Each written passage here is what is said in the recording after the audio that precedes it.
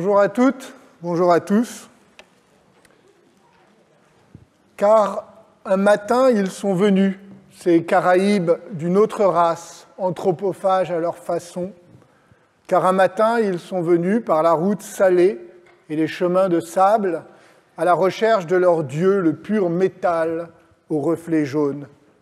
Et ils sont morts, ô mon pays, tes premiers fils au fond des mines, pour que les grands aient couches molles et vaisseaux bien gréés. Aborigènes des grandes chasses et du pays des abricots, drapés dans la douceur et la fierté de votre race, transmettez-nous votre croyance au paradis sur notre terre. Ces vers sont ceux du grand poète haïtien Anthony Phelps, qui est décédé la semaine dernière, à 96 ans. J'aurais pu citer aussi, pour leur rendre un hommage conjoint, des vers de Franck Étienne, autre immense poète haïtien disparu ce mois-ci. C'est décidément une sale période pour la poésie haïtienne.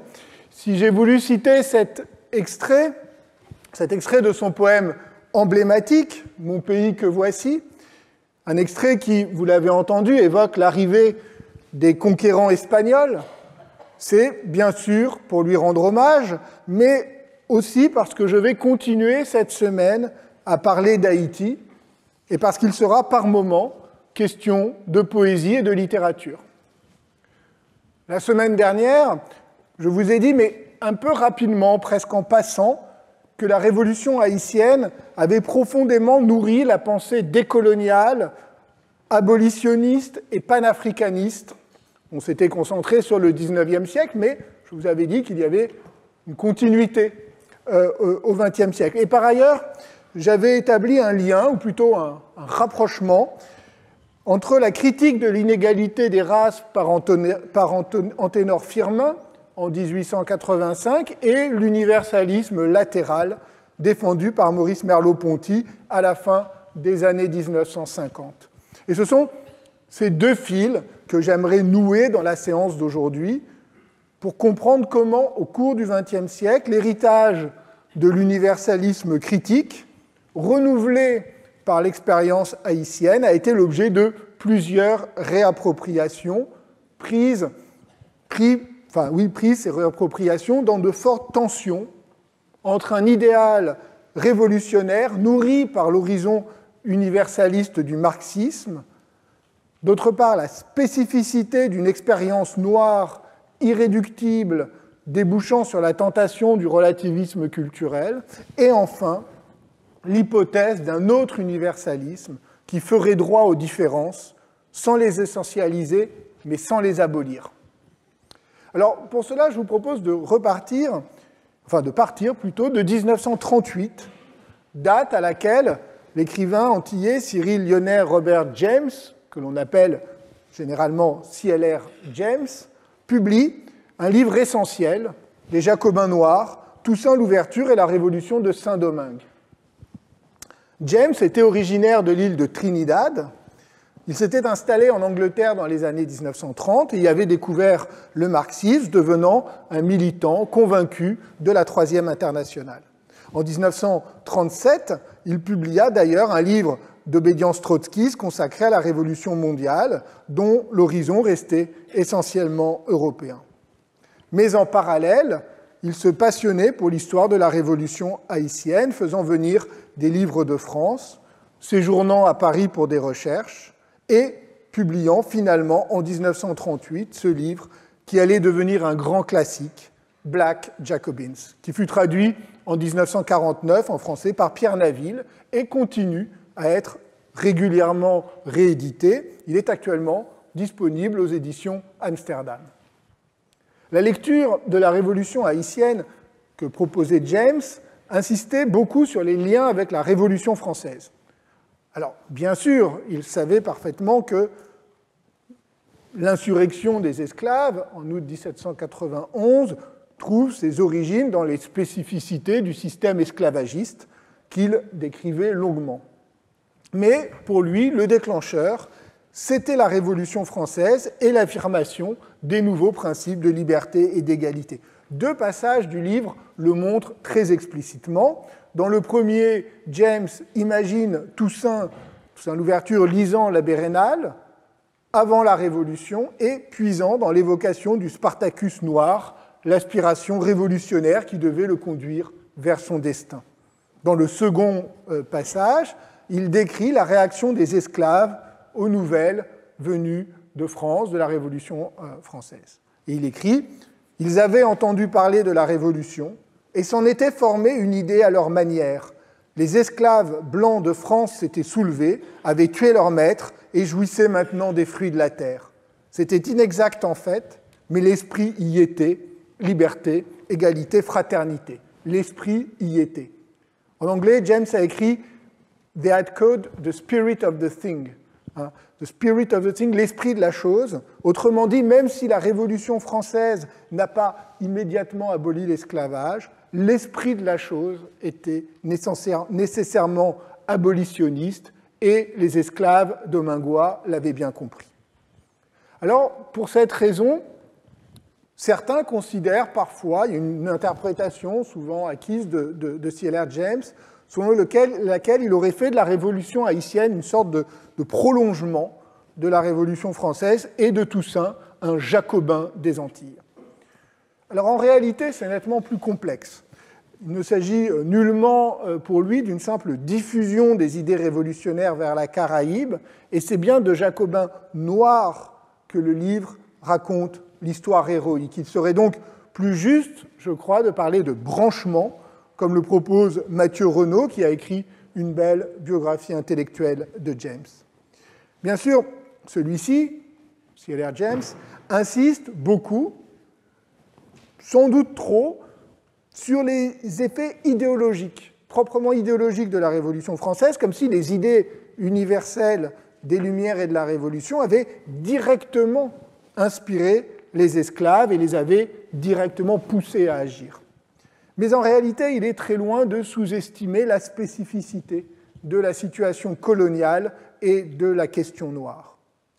Alors, il est vrai qu'en 1938, le contexte politique et idéologique dans lequel il écrivait était celui du conflit en Europe entre l'horizon du mouvement révolutionnaire et la puissance des totalitarismes, un contexte de violents conflits qui ne pouvait pas laisser l'historien indifférent. Il s'en explique dans la préface du livre, quels que soient ses efforts scientifiques d'analyse et de démonstration, l'historien, dit-il, ne peut pas se prévaloir de la tranquillité, car celle-ci ne s'acquiert qu'au prix, je le cite, d'un abrutissement délibéré de la personnalité. Se tenir à distance de l'action n'est pas un désengagement, c'est tout au contraire une façon d'assumer l'histoire dans laquelle on écrit.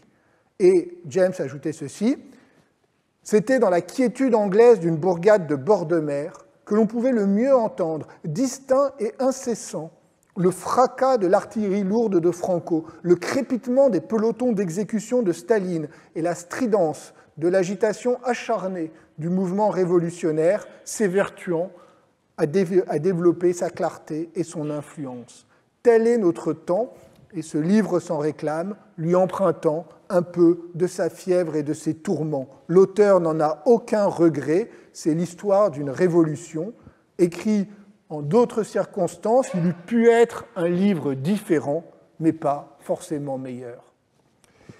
Présenté en ces termes, donc, je vous rappelle, donc dans la préface de la première édition, le contexte ne semble pas si différent de celui dans lequel Julien Binda, 2 ans plus tôt, en 1936, écrivait sa préface au dictionnaire philosophique de Voltaire, et je vous renvoie à la séance d'il y a 15 jours.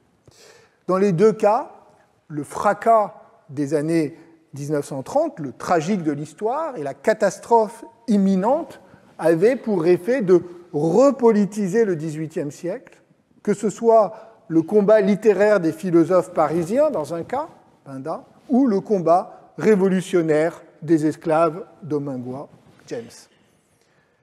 Mais il y avait pour ce dernier aussi un autre contexte, bien sûr, où il faudrait plutôt dire un deuxième horizon d'écriture, un horizon auquel Binda, vous vous en souvenez peut-être, était totalement aveugle ou indifférent, celui qui se déroulait hors d'Europe, dans le vaste combat des peuples colonisés.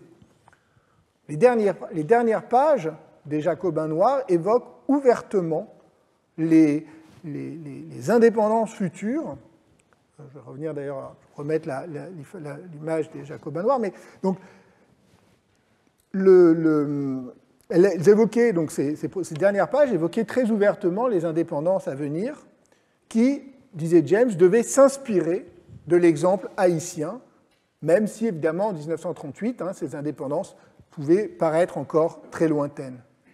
Et donc on perçoit une tension au moment de comprendre la spécificité de la révolution haïtienne chez James lui-même, entre une lecture universaliste et marxiste, d'une part, qu'il inscrit dans la filiation de la Révolution française et dans l'annonce de la Révolution mondiale, et d'autre part, une interprétation qui en fait un moment original dans l'histoire, et même plutôt originel, dans l'histoire des décolonisations et de la conscience noire.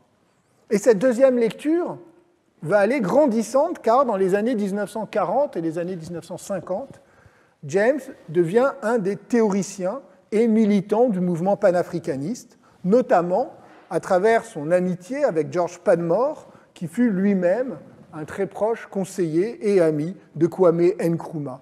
Entre ces trois hommes se noue une complicité intellectuelle et amicale et politique, et ils ont profondément contribué à politiser la cause panafricaine, comme l'a montré Edikiarem Bokolo.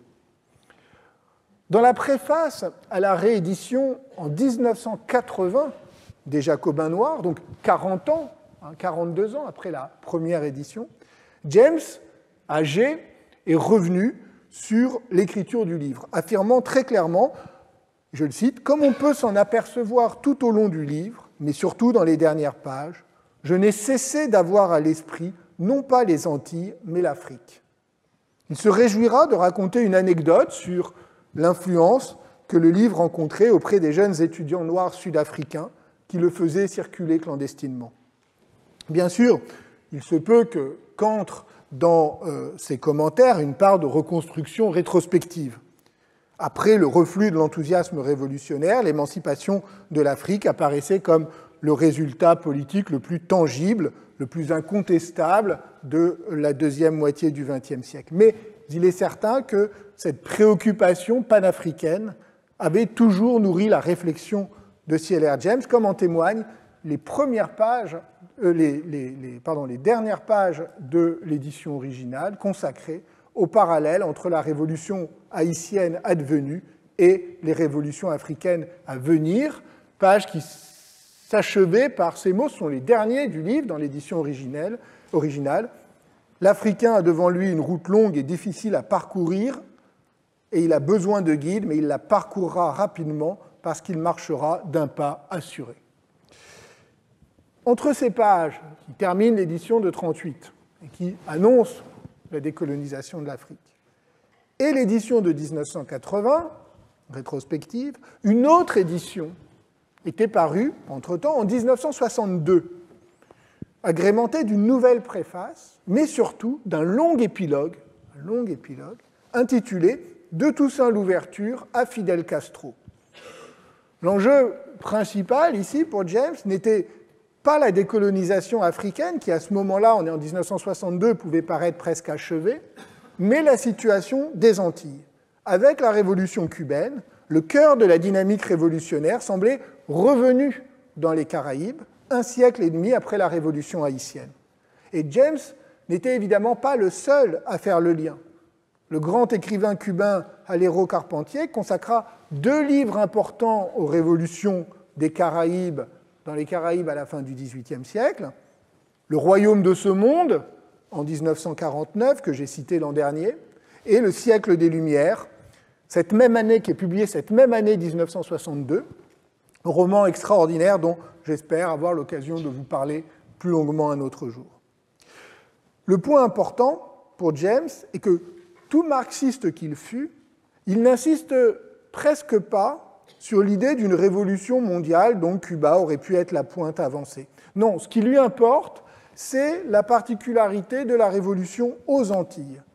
James a en tête, au moment où il écrit cet appendice, il a aussi en tête la situation dans son île, à Trinidad, qui s'était révoltée les années précédentes contre la présence d'une base américaine. Cet appendice de Toussaint Louverture à Fidel Castro cherchait à expliciter le lien entre deux révolutions proprement antillaises, faites par des peuples antillais dans un contexte antillais. Elles sont, dit-il, différentes étapes d'un grand mouvement de fond, la quête d'une identité nationale caribéenne. Car les Antilles, dit-il, ont deux grands points en commun, la plantation sucrière et l'esclavage des Noirs. Et les deux sont fortement liés, constituant un système à la fois social, économique et politique qui a donné à l'histoire des Antilles son caractère particulier. James insiste donc sur le fait qu'au XIXe siècle, une fois estompées les rancœurs de l'indépendance, les Haïtiens, et il faut comprendre en réalité l'élite haïtienne, a été dominée par la fascination pour Paris et la vie intellectuelle.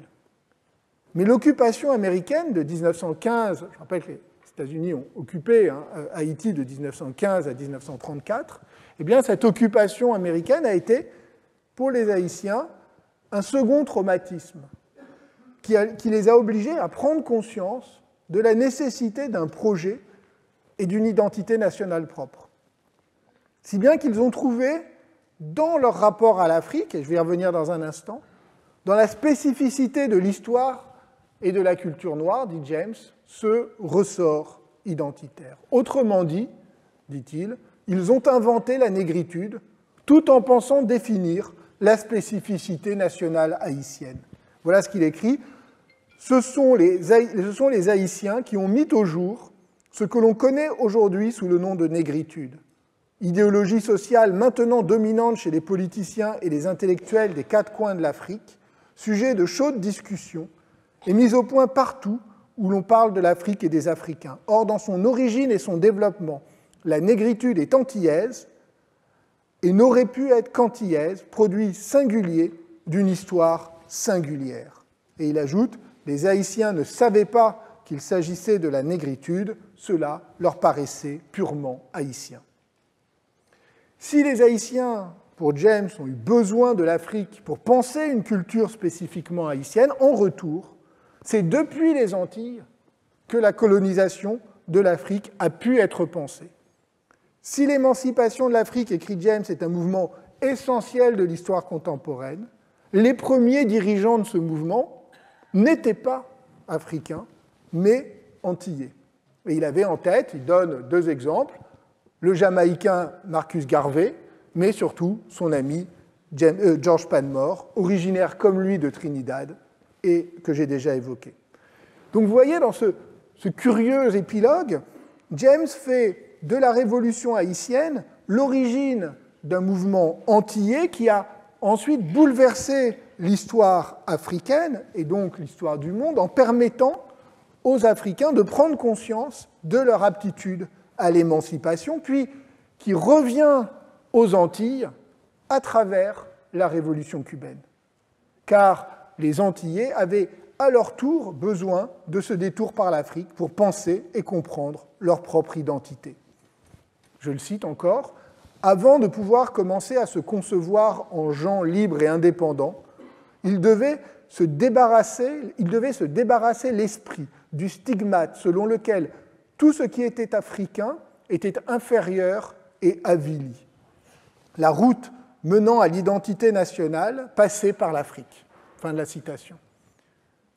Dans ce récit de cet aller-retour en fait entre Haïti, l'Afrique, puis le retour aux Antilles et à Cuba, eh bien, dans ce récit de James, dans cet appendice, une figure occupe une place importante, presque décisive, c'est la figure d'Aimé Césaire, non pas pour son discours sur le colonialisme, dont je vais redire un mot, mais qui était paru 7 ans auparavant, mais pour un texte antérieur, qui est le cahier d'un retour au pays natal, publié, vous le savez, en 1939, c'est-à-dire exactement un an après la première édition des Jacobins noirs. Curieusement, James ne cite pas une phrase célèbre du cahier que j'avais lue lors de la première séance en janvier, les plus attentifs s'en souviennent peut-être, dans laquelle Césaire écrit « Haïti, où la négritude s'est mise debout pour la première fois et a dit qu'elle croyait en son humanité ». Non, ce qui intéresse l'auteur des Jacobins noirs ici, c'est moins le rapport spécifique de Césaire à Haïti que son rapport à l'Afrique, à la négritude. C'est le geste d'un écrivain martiniquais qui retourne aux Antilles, décrit la pauvreté, la misère, mais se sent, lui l'écrivain éduqué à Paris, privé de conscience nationale, submergé, écrit James, par le sentiment du gouffre qui le sépare de ce peuple dans lequel il est né. Fin de la citation, et qui comprend alors que le salut des Antilles passe par l'Afrique. C'est le principe même de la négritude. Celle-ci n'est donc pas une affirmation identitaire racialiste, elle est le renversement du stigmate et l'affirmation depuis la Caraïbe comme réponse à une société post-esclavagiste mais toujours coloniale du lien prioritaire avec la cause de l'émancipation africaine. Et James cite donc, à l'appui de cet argument, plusieurs passages du cahier d'un retour au pays natal, ceux notamment magnifiques dans lesquels Césaire célèbre la négritude et l'oppose au monde blanc, horriblement las de son effort immense, mais contrairement à de nombreuses lectures qui voient chez Césaire la glorification d'une identité singulière, d'un particularisme, James insiste sur les vers dans lesquels le poète affirme, je cite, vers très célèbre aussi du cahier, donc que James cite, « Aucune race ne possède le monopole de la beauté, de l'intelligence et de la force, et il est place pour tous au rendez-vous de la conquête. » Pour James, il ne fait pas de doute que ceux qui font une lecture raciste ou racialiste du cahier et de la négritude n'y comprennent rien et se perdent dans ce qu'il appelle, j'aime beaucoup l'expression, qu'il appelle leur brouhaha d'enthousiasme. Brouhaha d'enthousiasme. Lui, il décerne, au contraire, un universalisme authentique qui se nourrit des racines africaines pour rejoindre une humanité plus concrète, une humanité plus profonde. Alors, si j'ai insisté un peu longuement sur cet appendice, d'abord c'est parce que C.L.R. James est une figure à la fois majeure de l'historiographie de la Révolution haïtienne et une figure importante du panafricanisme, mais c'est aussi parce que très souvent, on oppose, de façon à mon avis paresseuse, mais c'est une sorte de lieu commun d'opposer James, qui serait un marxiste universaliste proposant une vision de la révolution haïtienne inscrite dans l'histoire de la révolution universelle, héritière directe de la révolution française, et puis d'autre part, Césaire, penseur de la négritude, critique virulent du colonialisme, inspirateur des théories postcoloniales. En réalité, l'un et l'autre ont cherché à articuler trois dimensions fondamentales. Premièrement, la reconnaissance d'une spécificité historique, celle d'Haïti, mais aussi plus généralement de l'espace antillais, une spécificité marquée durablement par l'histoire de la plantation et de l'esclavage. Deuxièmement, une identité culturelle associée à l'Afrique qui renvoie à un substrat commun que beaucoup, après Césaire, vont appeler négritude, avec toute l'ambiguïté que recouvre le terme, selon qu'on en fait une lecture essentialiste ou culturaliste. Enfin, troisièmement, l'horizon humaniste d'une émancipation universelle, celle où chaque peuple apporte sa propre contribution au rendez-vous commun de l'humanité. Cette position, cet effort permanent pour penser dans leur tension ces trois éléments, cette position très clairement est celle de James. Mais qu'en est-il exactement de Césaire ? Haïti, vous le savez, occupe une place importante dans son œuvre.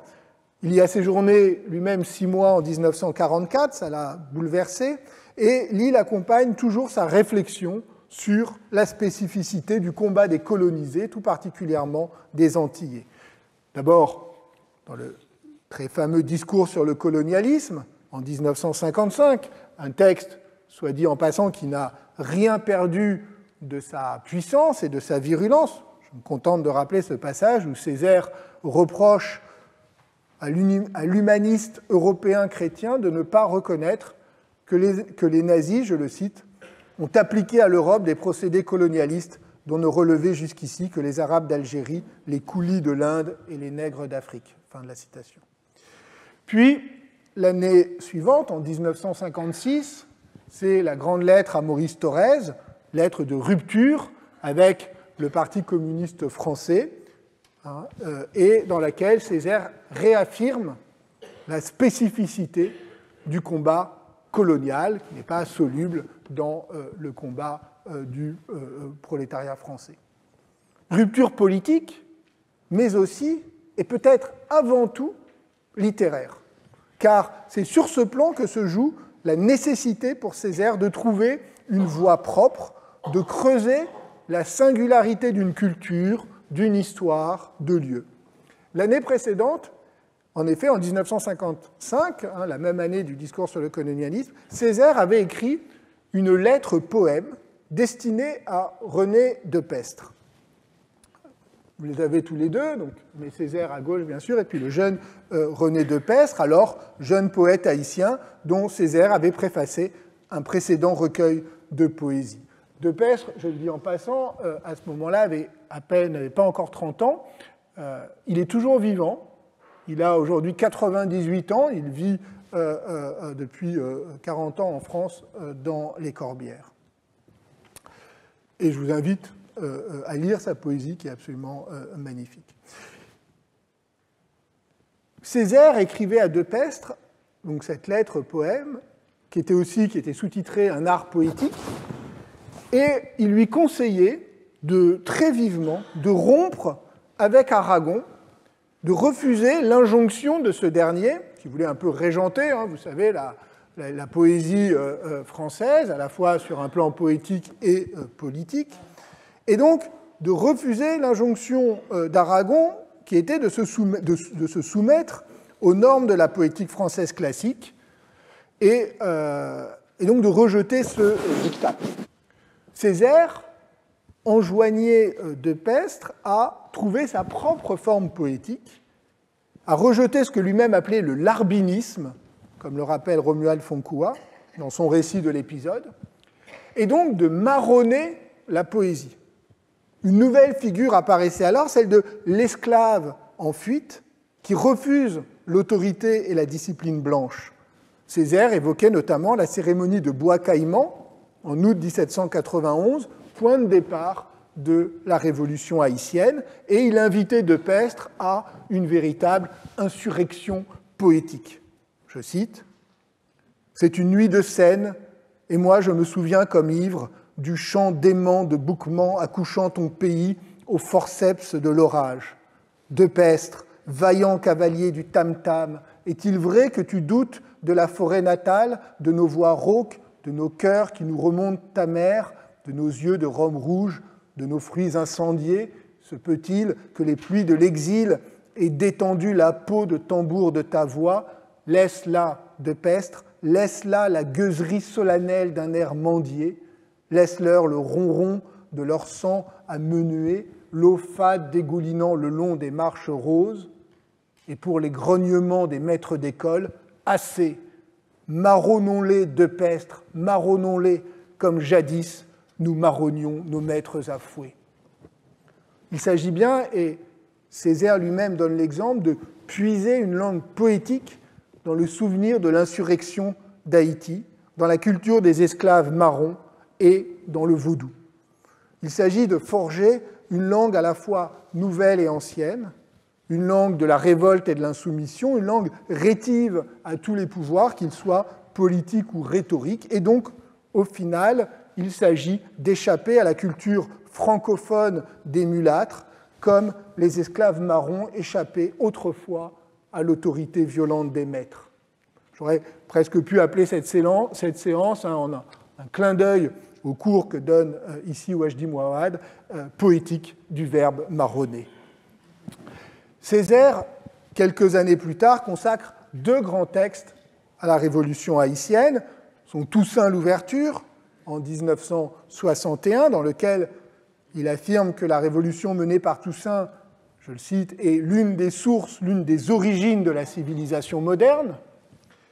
Puis, la tragédie du roi Christophe, en 1963-64, réflexion à la fois empathique, shakespearienne et ironique sur le drame d'Henri Christophe, dans lequel figure comme personnage le baron de Vasté, dont j'ai longuement parlé la semaine dernière, personnage, baron de Vasté, que Césaire admirait, dont on sait qu'il possédait des ouvrages, il avait acheté, dès qu'il pouvait, il achetait des éditions anciennes, et dont il s'est parfois directement inspiré, par exemple dans le discours sur le colonialisme, comme l'a montré Jean Jonassin dans un article publié en 2013 dans Francophonie d'Amérique. À bien des égards, Césaire voit dans la révolution haïtienne le mythe fondateur de la révolte noire, anticoloniale et anti-esclavagiste. Mais dans la tragédie du roi Christophe, sa position est plus complexe, plus ambiguë. Tout en étant très favorable à Christophe, la pièce est loin d'être hagiographique. On peut y voir aussi une critique des tendances autoritaires inhérentes aux pouvoirs postcoloniaux. Césaire a forcément en tête, au moment où il écrit la pièce, la dictature de Duvalier, qui en Haïti même est en train de s'installer, mais aussi les difficultés qui se dressent devant les nouveaux États africains indépendants. Et si vous assistez, je vous y encourage, au colloque de juin sur Haïti, eh bien, il y aura une lecture d'un certain nombre de scènes de la tragédie du roi Christophe, et vous pourrez juger sur pièce de cette représentation de la Révolution. Césaire, d'ailleurs, n'était pas le seul écrivain martiniquais à cette époque à évoquer la Révolution haïtienne au théâtre.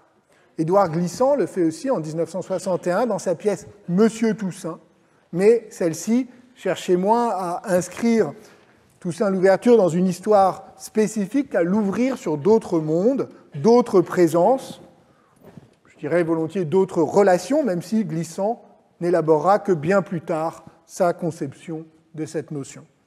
La pièce, en effet, se passe dans la cellule du fort de Joux, où Toussaint l'ouverture est donc détenu, mais en même temps, cette pièce s'ouvre sur d'autres temps, sur d'autres lieux, comme l'a montré Michael Dache dans un article intitulé « Haïti, première république noire des lettres ».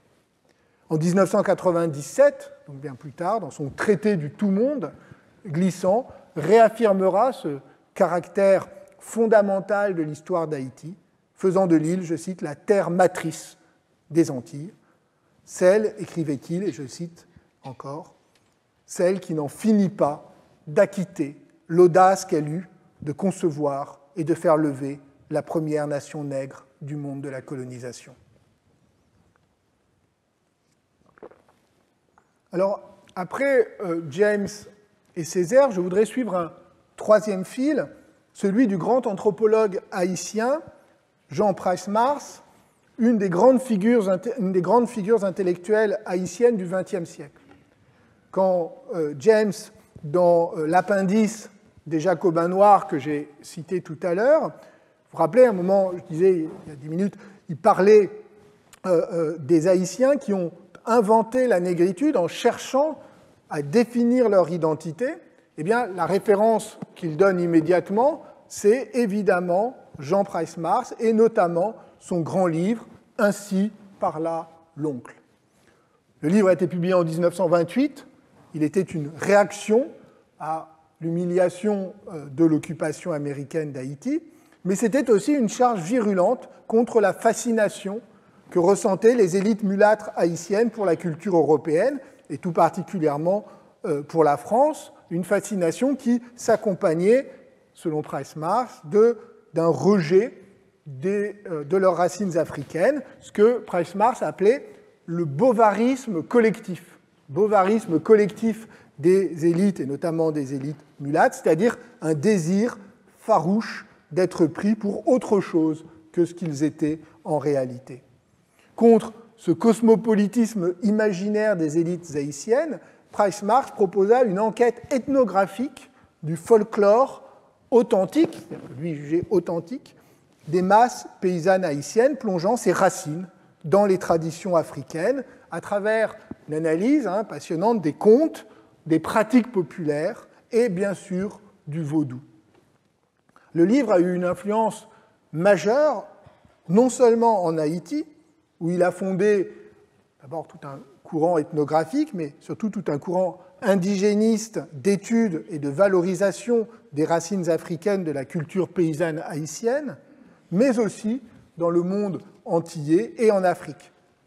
Léopold Sédar Senghor reconnaîtra volontiers sa dette à plusieurs reprises, voyant dans Price-Marx un des fondateurs de la négritude, l'invitant à Dakar en 1960 et prononçant son hommage, il écrivait ceci, il disait ceci, « Il est des noms qui sonnent comme un manifeste ».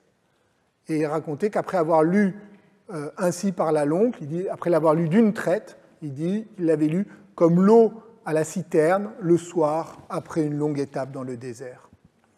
En France, les analyses de Price-Marx résonnaient avec les réflexions de la diaspora antillaise.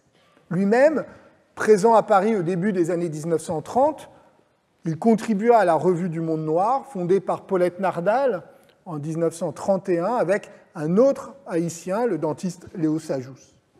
On découvre, et j'en profite pour dire, parce que j'évoque Paulette Nardal, j'en profite pour dire qu'on redécouvre aujourd'hui l'importance de Paulette Nardal dans la genèse de la pensée noire du XXe siècle, notamment grâce aux travaux de Brent Ice Edwards, mais aussi à la publication récente, grâce notamment à Edwards, d'une anthologie des articles de Paulette Nardal dans l'entre-deux-guerres, anthologie parue sous le titre « Penser le monde noir ». Écrire le monde noir, pardon. Le rôle de Paulette Nardal allait bien au-delà du salon qu'elle a tenu avec sa sœur Jeanne à Clamart et qui fut un haut lieu de l'international noir, accueillant des écrivains, des penseurs, des artistes, mais on l'a souvent réduite à ce rôle. En fait, ses propres écrits dans la presse, donc on peut lire dans Écrire le monde noir, eh bien, ses propres écrits témoignent d'un talent littéraire incontestable, mais aussi et peut-être surtout d'une sensibilité très personnelle à l'actualité. Moins radical que Césaire, Nardal était en revanche très attentive à la spécificité de la situation des femmes noires, antillaises et africaines, auxquelles elle consacre plusieurs textes tout à fait passionnants. Ces articles révèlent aussi le choc que représenta l'agression de l'Italie mussolinienne contre l'Éthiopie et l'importance qu'elle eut dans la prise de conscience au milieu des années 1930 d'une solidarité panafricaine et noire. En Haïti même, l'indigénisme de Price-Marx eut une grande influence littéraire. Comme l'a souligné Yannick Lins dans la leçon inaugurale qu'elle a prononcée ici même sur la littérature haïtienne sous le titre « Urgence d'écrire, rêve d'habiter », elle écrit ceci, « L'indigénisme n'est point cette exaltation de la culture nationale que son appellation pourrait laisser croire, c'est une tentative novatrice de faire de la littérature un objet expérimental, de se réapproprier d'une façon plus assumée la langue française et d'entendre le « nous » au-delà du territoire national. » Les travaux récents de John Picard Byron, consacrés à Price-Marx, ont aussi contribué à nuancer et à réévaluer l'interprétation de son œuvre en rappelant qu'au début du siècle, Jean Price-Marx fut très lié aux élites haïtiennes traditionnelles et que son œuvre ethnographique a toujours été articulée à des ambitions politiques, lui qui fut député, ambassadeur et même candidat à l'élection présidentielle.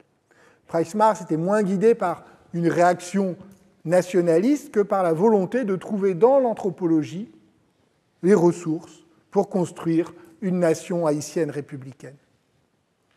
Sur le plan historique, la position de Price-Marx cherchait là aussi à concilier la spécificité d'Haïti et la leçon universelle de sa révolution. Dans un court essai publié en 1942 sous le titre « La contribution haïtienne à la lutte des Amériques pour les libertés humaines ». Il racontait l'histoire d'Haïti depuis l'arrivée de colons jusqu'à l'indépendance, et cette histoire se terminait par la naissance d'un pays dont le message était universel. Je cite, « Ainsi naquit Haïti, symbole de liberté, de fraternité et d'égalité humaine, symbole du droit des peuples à disposer d'eux-mêmes. » La dernière phrase du texte est la suivante. « Haïti est un symbole des revendications de toute une fraction de l'humanité pour intégrer parmi les hommes la défense de ce que les hommes portent en eux de plus haut et de plus noble, l'éminente dignité de la nature humaine. » La dignité humaine, mais celle de tous les hommes, avait été portée par les revendications d'une fraction de l'humanité. L'universalisme n'était pas proclamé sur le plan des principes théoriques, mais dans la réalité, dans l'expérience historique de l'aspiration à l'émancipation, dans le sort particulier réservé à une fraction de l'humanité, en l'occurrence les Noirs. Politiquement, à la fin des années 1950, les effets de l'indigénisme de Price-Mars lui échappèrent, lorsqu'ils furent appropriés, déformés, instrumentalisés par François Duvalier et sa politique noiriste, glorifiant justement une authenticité haïtienne forcément noire, paysanne, hostile à la tradition plus cosmopolite des mulâtres. Dans un texte cinglant, René Depestre, à nouveau lui, il a quelques années de plus, on est en 1968, mena une critique virulente de ce qu'il appelait les aventures de la négritude, qui conduisait, selon lui, à une véritable mystification au profit de la sinistre dictature de Duvalier. Plus généralement, selon Depestre, la négritude, ainsi comprise, devenait totalitaire. Elle avait perdu toute capacité émancipatrice, elle gommait les conflits de classe et la spécificité historique de chaque société au profit d'une représentation mythique de la race noire.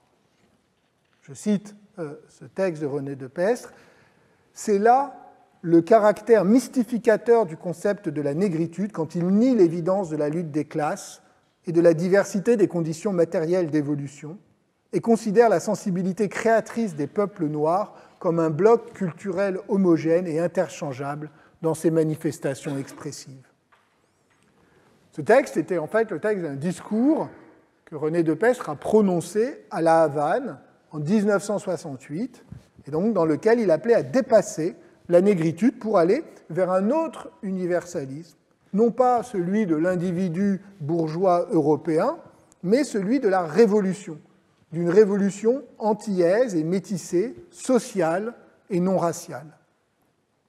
À certains égards, il retrouvait ici les positions de James, sans le citer, mais il faisait surtout référence, et très explicitement, et jusqu'au titre de son article, vous voyez, Jean Price-Mars et le mythe de l'Orphée noir, ou les aventures de la négritude, eh bien, il faisait référence, évidemment, Orphée noir, à la position défendue par Jean-Paul Sartre dans l'introduction à l'anthologie de la nouvelle poésie nègre et malgache, publiée par Senghor 20 ans plus tôt, en 1948.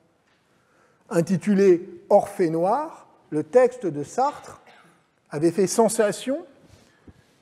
Il était à la fois un éloge de la négritude, mais aussi un appel à la dépasser dans un mouvement dialectique. Le relire aujourd'hui, ce texte, Orphée noir, je vous encourage à le faire, est une expérience assez saisissante. D'abord parce que les premières pages, absolument splendides, montrent que certains des éléments qui paraissent aujourd'hui dangereux, novateurs, provocateurs, étaient parfaitement perçus et décrits il y a 80 ans. Voilà les premières phrases du texte.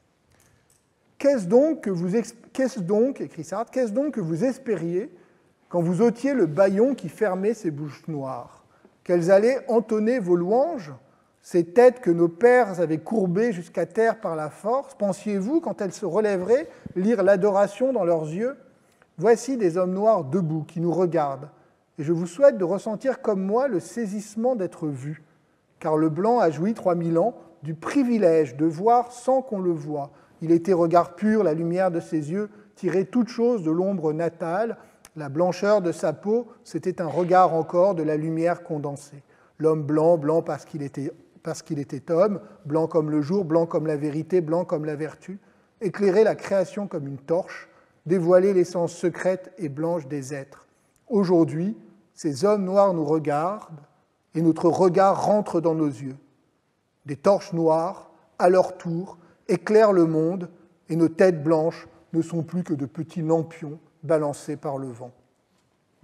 Mais Sartre, après ce début tonitruant et cette critique du privilège blanc, après de longues et belles analyses consacrées principalement à certains poèmes de Césaire, eh bien Sartre développe ensuite un raisonnement dialectique dans lequel l'affirmation de la négritude ne pouvait être qu'un moment provisoire, l'antithèse négative de l'affirmation de la supériorité blanche en attente d'une synthèse à venir, celle d'une unité de l'humanité dans un monde sans race.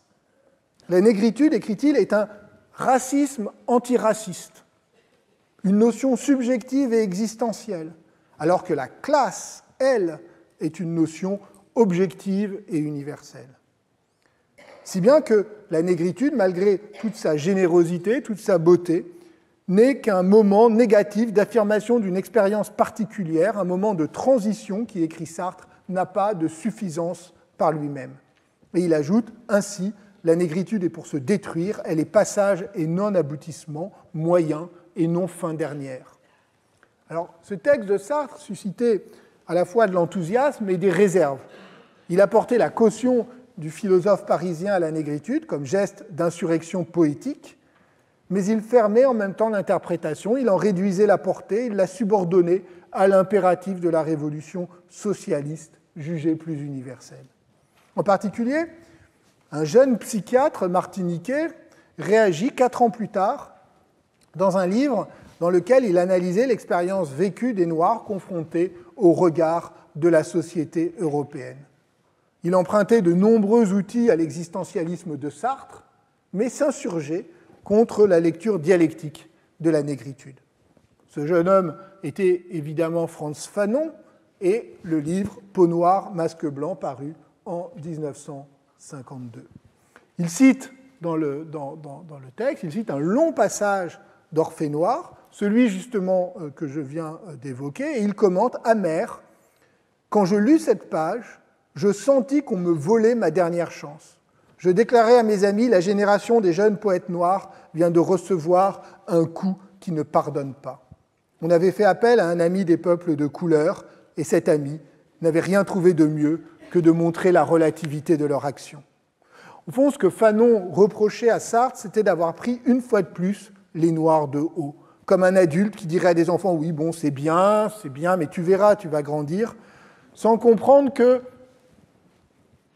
pour accéder à la conscience de soi, les Noirs avaient besoin de se projeter, avaient besoin de ne pas se projeter, c'est ce que dit Fanon, de ne pas se projeter déjà dans une étape suivante de rationalisation et de dépassement, mais au contraire de creuser la singularité de leur position, de leur histoire, de leur expérience vécue du monde, ou encore, comme l'écrivait Fanon, de se perdre dans la nuit de l'absolu.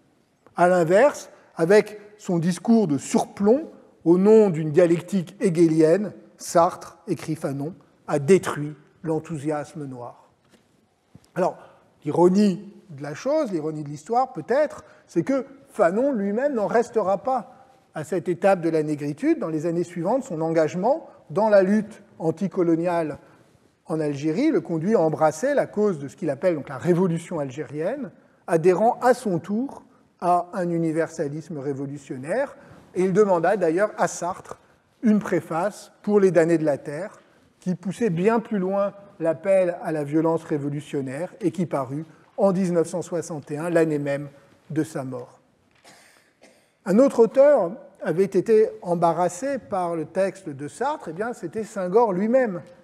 Face aux reproches de racisme, même antiraciste, attachés à la négritude, Senghor ne cessa de montrer qu'elle devait bien plutôt être conçue comme l'instrument d'un universalisme véritable. Loin de défendre une conception essentialiste ou nativiste de la négritude, à laquelle on l'associe parfois par erreur, Senghor n'a cessé dans les années 1960 de défendre le dialogue des cultures, comme l'ont montré à la fois Elara Berthaud, Souleymane Bachir Diane ou encore l'exposition organisée il y a 2 ans au Quai Branly sur Senghor et les arts. Ainsi, en 1966, lors de l'inauguration du Festival des Arts Nègres à Dakar, Senghor affirma que les peuples noirs devaient cultiver leurs propres valeurs, celles de la négritude, non par séparatisme culturel, mais au contraire, je le cite, pour dialoguer avec les autres, pour participer à l'œuvre commune des hommes de conscience et de volonté qui se lèvent de partout par le monde pour apporter des valeurs nouvelles à la symbiose des valeurs complémentaires, par quoi se définit la civilisation de l'universel. Avec cette idée d'un universalisme fondé sur l'échange culturel, Senghor semblait s'éloigner des conceptions les plus identitaires de la négritude et retrouver des préoccupations qui étaient celles de l'UNESCO dans ces mêmes années. 5 ans plus tôt, lors de l'admission du Sénégal nouvellement indépendant, il avait son admission à l'UNESCO, Senghor avait tenu le même discours, affirmant, je cite, « La civilisation de l'universel, sous peine de n'être pas, sera l'œuvre commune de tous les peuples, races, continents, de toutes les civilisations particulières. » Cette question de l'universalisme était en effet au centre de la politique de l'UNESCO créée en 1945. Elle passait par le rejet absolu du racisme, qui était considéré comme la cause des malheurs de la première moitié du XXe siècle, et notamment de la Seconde Guerre mondiale. En 1952 fut ainsi adoptée par l'UNESCO une déclaration sur la race qui affirmait que la notion n'avait absolument aucun fondement scientifique et aucune pertinence pour penser la diversité humaine. Mais il restait alors à penser justement cette diversité humaine, c'est-à-dire à articuler la pluralité des cultures dans ce nouveau monde où l'Occident ne pouvait plus se prévaloir de la même supériorité morale, où les décolonisations étaient en marche, où commençaient à s'affirmer de nouvelles grandes puissances comme la Chine et l'Inde. Alors cela passait par des projets d'histoire universelle, comme les cahiers d'histoire mondiale, dirigés par Lucien Febvre, qui ont été étudiés il y a peu par Gabriela Goldin et Raoul Markovits. Cela passait aussi par la volonté de créer un canon littéraire universel dont Roger Caillois fut un des maîtres d'œuvre, grâce à sa position à l'UNESCO, où il occupait un poste important, et surtout à son rôle chez Gallimard, où il dirigeait une collection de littérature sud-américaine, La Croix du Sud.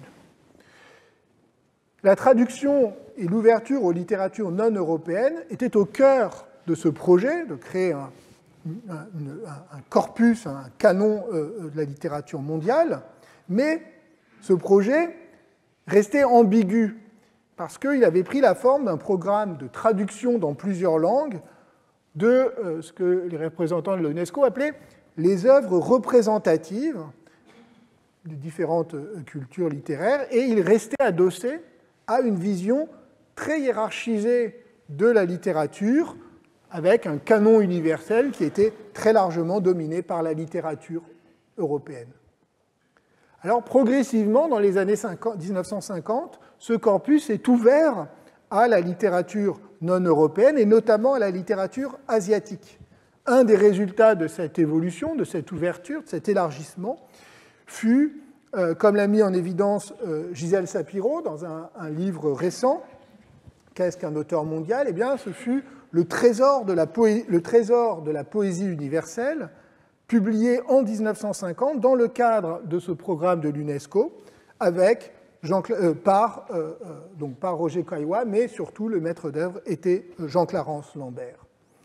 Celui-ci, marqué par les surréalistes et surtout marqué par l'œuvre d'Octavio Paz, procéda à un élargissement du canon mondial de la poésie en intégrant par exemple la poésie précolombienne. Tout en se référant à Hegel, Lambert dépassait l'eurocentrisme du philosophe, comme d'ailleurs l'eurocentrisme de Caillois lui-même, en cherchant dans toute poésie un élément transcendant ces conditions locales et donc proprement universel, je cite, intelligible pour tous les autres peuples. Et son idée, c'était qu'il y avait de la poésie, je cite, au fin fond de la forêt africaine comme à la cour de l'empereur de Chine. Mais néanmoins, l'ambiguïté de cet universalisme culturel, même élargi, persistait. La valeur de ces poèmes tenait-elle à leur dimension universelle, c'est-à-dire au fait qu'elles avaient toutes un élément commun, ou au contraire à ce que chacune avait de spécifique, et en particulier à leurs ancrages dans des langues et des cultures irréductiblement différentes. Il existait en effet une autre approche possible, plus ouvertement ancrée sur l'anthropologie, non seulement ce que j'ai mentionné tout à l'heure, c'est-à-dire des courants attachés à l'authenticité des traditions et des folklores populaires, mais aussi l'anthropologie structurale qui connaissait dans ces mêmes années 1950 un moment fondateur à travers l'œuvre et la figure de Claude Lévi-Strauss. Or, il se trouve que Claude Lévi-Strauss, justement, entretenait avec l'UNESCO des relations compliquées, ambiguës. Alors, bien sûr, en 1952, il avait accepté de publier pour une collection de l'UNESCO un court ouvrage sous le titre « Race et histoire », à la demande d'Alfred Métraux, qui était ethnologue, qui était fonctionnaire à l'UNESCO, et qui lui-même revenait d'un long séjour en Haïti, où il avait notamment été enthousiasmé par sa découverte du vaudou, sur lequel il publia un livre de référence quelques années plus tard.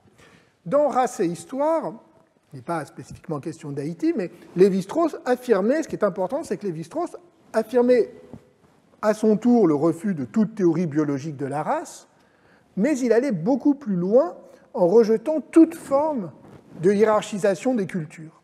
Il insistait sur la nécessaire préservation de la diversité des sociétés et des cultures, s'opposant à toute forme d'évolutionnisme, mais aussi au danger de l'uniformisation culturelle dont l'idée même d'une civilisation mondiale était porteuse. Ce refus de toute hiérarchie des civilisations n'était pas partagé par tous au sein de l'UNESCO, et elle lui valut une polémique très dure avec justement Roger Caillois.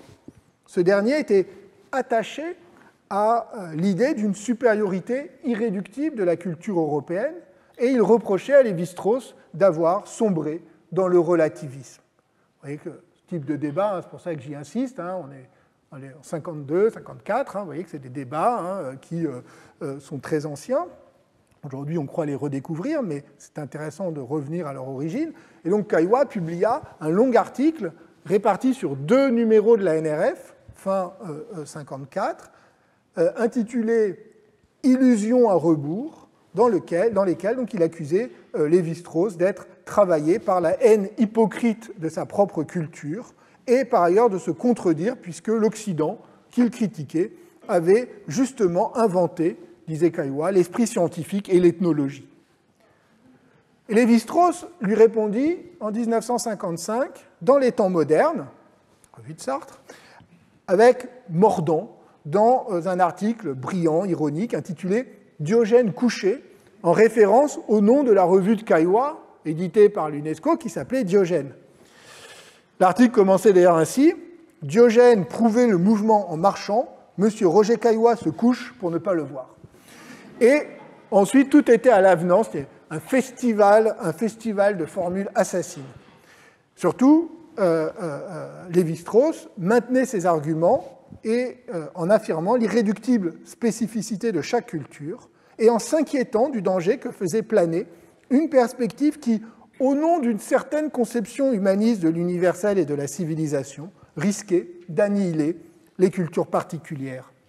Il écrivait ainsi, je cite, « L'humanité s'installe dans la monoculture, elle s'apprête à produire la civilisation en masse comme la betterave, son ordinaire ne comportera plus que ce plat. » Aimé Césaire, vous ne serez pas surpris, on est en 1955, eh bien Aimé Césaire intervient dans la controverse, dans la deuxième version du discours sur le colonialisme, évidemment du côté de Lévi-Strauss et surtout en noyant Caillois sous une pluie de sarcasme, insistant sur l'arrogance réactionnaire de sa position.